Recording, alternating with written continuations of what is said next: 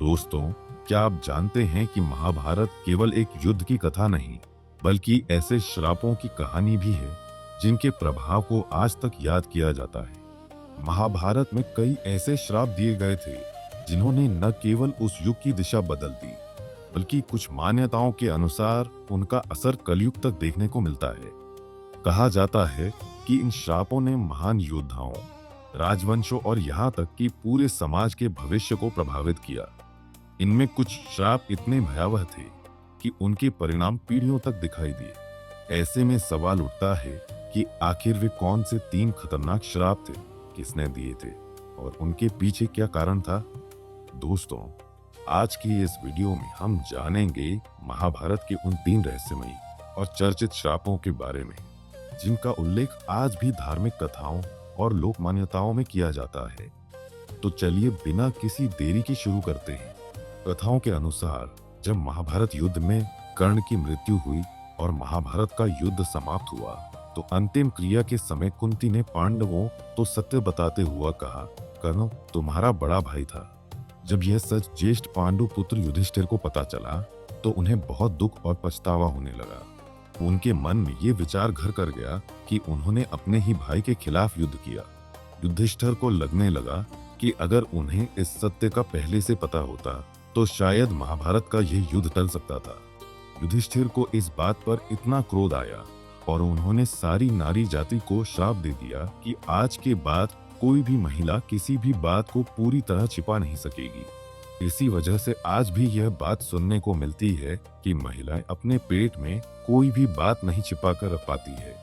दूसरे श्राप की बात करें तो यह है, श्राप किसी और ने नहीं बल्कि स्वयं श्री कृष्ण ने गुरु द्रोणाचार्य के पुत्र अश्वत्थामा को दिया था। इसके पीछे की कथा की बात करें तो महाभारत के एक प्रसंग के अनुसार जब युद्ध भूमि में गुरु द्रोणाचार्य की मृत्यु हुई तो अपने पिता की मौत का बदला लेने के लिए अश्वत्थामा ने अपनी सारी हदें पार कर दी थी। अश्वत्थामा रात के अंधेरे में पांडवों को मारने के लिए उनके शिविर पर धावा बोल दिया और पांडवों के सोए हुए पुत्रों की बड़ी क्रूरता से हत्या कर उनका सिर धड़ से अलग कर दिया था। यह कार्य युद्ध के बनाए गए नियमों के पूरी तरह खिलाफ था।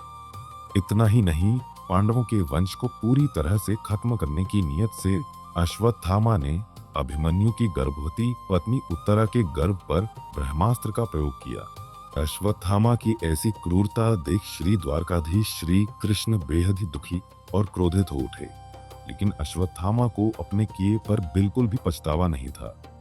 जिसके बाद श्री कृष्ण ने अश्वत्थामा को बेहद ही दर्दनाक और कठोर श्राप देते हुए अश्वत्थामा पर मस्तक पर लगी मणि को बाहर निकाल दिया और कहा कि तुम कभी भी मर नहीं पाओगे।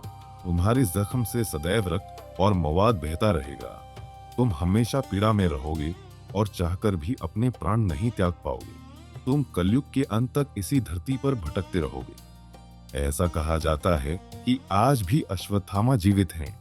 कुछ लोगों ने दावा किया है कि उन्होंने अश्वत्थामा को देखा है, लेकिन इसका कोई पुख्ता प्रमाण नहीं है।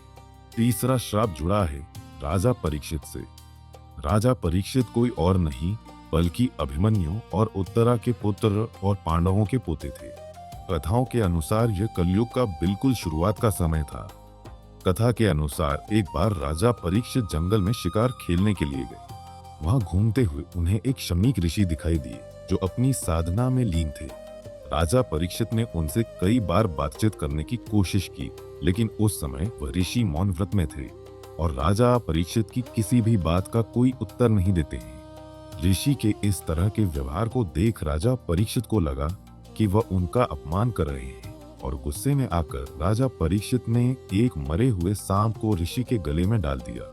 जब ऋषि के पुत्र को इस पूरी बात का पता चला तो क्रोध में आकर उसने परीक्षित को श्राप दिया कि आज से ठीक 7 दिन भीतर एक सांप के काटने से तेरी मृत्यु हो जाएगी। कथा कहती है कि श्राप सत्य हुआ और ठीक 7 दिन तक्षक नाम के बेहद ही जहरीले नाग ने राजा परीक्षित को डस लिया और उनकी